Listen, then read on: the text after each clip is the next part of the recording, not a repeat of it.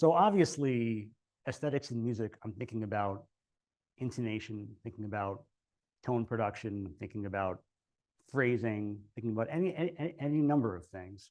And the issue is that from an absolutist perspective, which is how we usually think of music education, these things are fixed.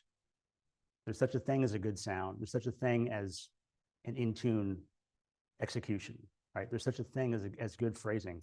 These things, again, are culturally limited. And we know this in part because Black music theorists and academics have actually codified the aesthetics of Black music, which I'll get into.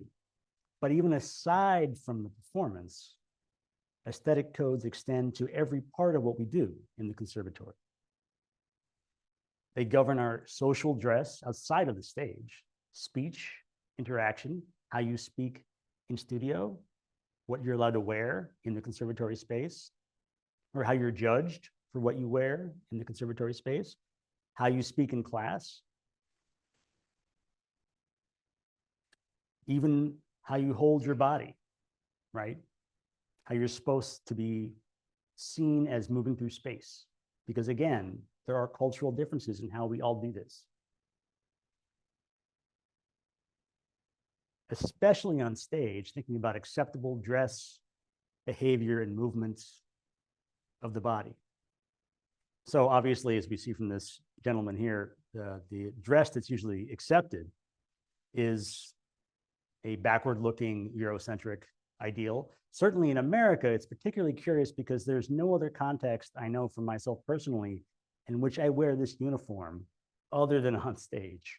And that's the case, I think, for 99% of musicians, right? So we might ask, what is intended in this reflection, this social reflection, right? I remember my first Sphinx competition at which I was watching the junior division, and a violinist came on to play a Mozart concerto. And he waited for the orchestra to start before he came on. And then he kind of like shuffled on, you know, he was like kind of jamming out, and he had his violin down here. And then at the last possible second, he whipped it up, twirled it around, and started playing. And he had style, and he had flash, right? And he was engaging in a way that was, I don't want to say performative, that was spontaneous, improvisatory aspects, again, of Black performance, right? And he was not perfectly in tune. So he got third place out of 3.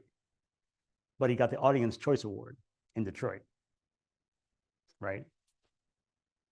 But thinking about that, think about how we're taught to move our bodies on stage. Think about what one might see at a jazz concert, at a rap concert, versus what's acceptable here and why that is and what that actually means. Even when we play, there are ways one is supposed to move and ways one is not supposed to move, right? My advisor actually talks about the fact that one thing you can always tell from any music is how people were accustomed to moving their bodies at that time. And then one can think about late Romantic music that we listen to in the orchestral hall and wonder what that reflects about how we were supposed to move our bodies.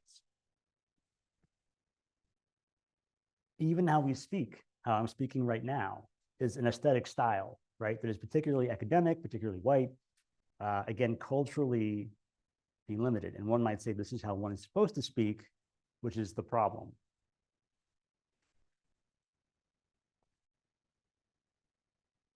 So these aesthetics extend way beyond concepts of music performance alone because conservatory environments have been designed by and for a white majority.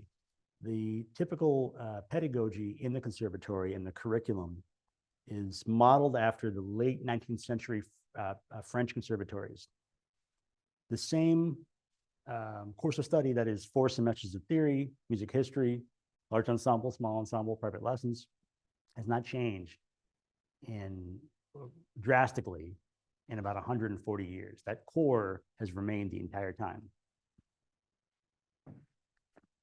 And in fact, I had a student doing a project with myself as an advisor this summer, and she was researching Juilliard and noticed that in the early 20th century, mid 20th century, Juilliard only accepted American students, not even immigrant students, which is very curious. The effect being, one would imagine, to exclude most likely people of color, but also people who are Jewish, as well as other kinds of immigrants. So, again, these aesthetic systems are likely to be alienating to BIPOC students. And I say this as the person who's, again, has listened to students talk about their issues and their experiences for years and years and years. And when I first started in that job, I had been brainwashed in the ways that we are. And so students would come to me and explain their issues. And I would say, well, you have to be tough. This is what we do. You're exposed to things that are alienating or upsetting or even possibly racist, and we endure, right? That's how the older folks that I know, older Black folks, have survived. And they're very strong people, and that's what we do. And my students would say to me, but I don't want to do that. And naturally, I had that initial reaction that older people have, which was, well, this sounds like you're weak. And it took me a long time to realize that they were right, that they were actually being strong because they were rejecting the need to conform and to change themselves, right? They were saying, if you want me to be here, then you have to change.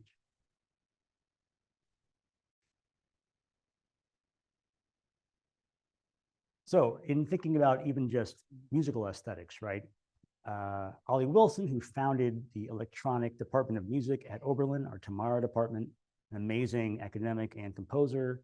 He identified 6 features of the African-American musical aesthetic in a really great article titled Black Music as an Art Form. So he's talking about use of rhythmical ambiguity and polyrhythm.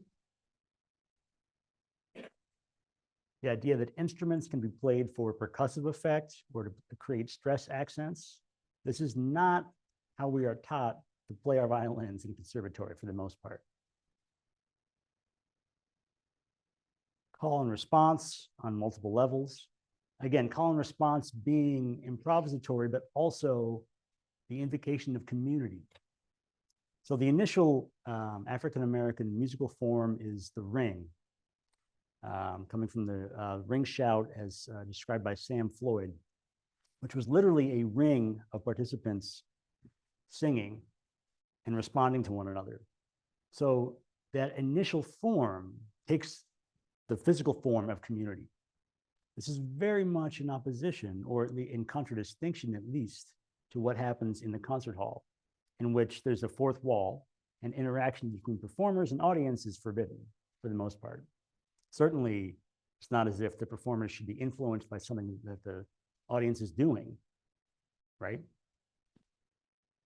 And consider the power dynamics that reflects then, because we can't be on equal planes if we're separate, right? We're separate and unequal. So who is empowered in that situation?